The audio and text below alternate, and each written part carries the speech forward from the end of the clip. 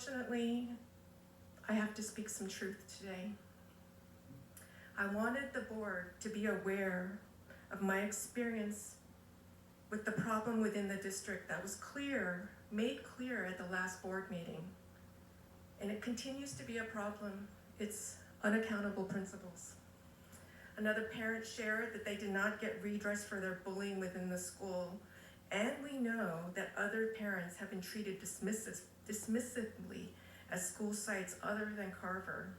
We are facing declining enrollment in the district. And we are not a natural resource that you can just mine for $22,000 a year per kid. People can vote with their feet, and you will continue to hear of parents going to birthday parties, trying to get all the other parents to move all the children as a group to a different district. It's not the first birthday party where this has happened. It's not the second. It's just the most recent one, and I wasn't even at it, and it's spreading. This information is spreading. A principal can make or break a school. And what makes a good principal? The school is full. The school has low staff turnover. The students and their families are happy and smiling, like at Nixon. They meet that criteria.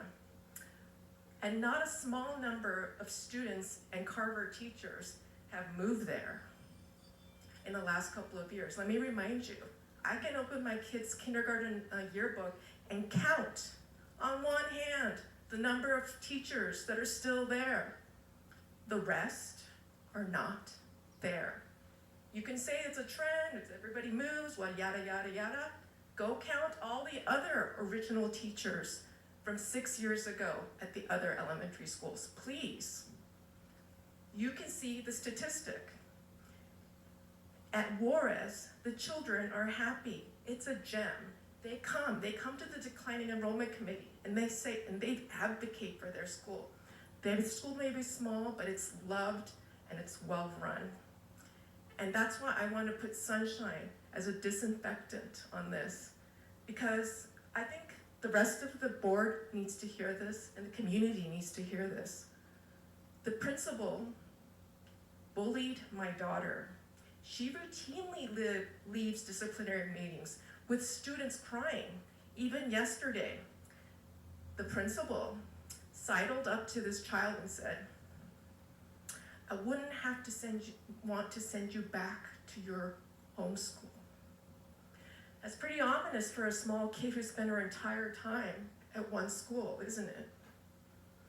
The child has either done something that deserves suspension or removal, or hasn't. But you don't threaten a child like that. She has also threatened my child, saying, your teacher tells me you won't do a classroom job. What makes you think you're so much better than the other students that you don't have to do that? Think about the shamingness of that statement. Think about it. Would you want your child to be spoken to that way? They didn't even ask. They didn't even ask. And this principal knew my daughter was diagnosed with anxiety.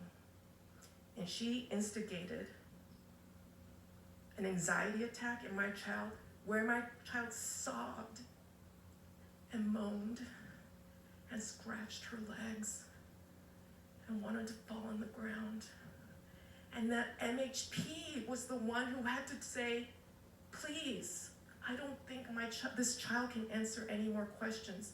If your very junior intern colleague has to turn to you and say, please stop, what kind of principal are you? Maybe the board doesn't want to hear this, but this same principal was chased out of Willow 18 years ago. Maybe you did not know that. I have to speak out. Thank you.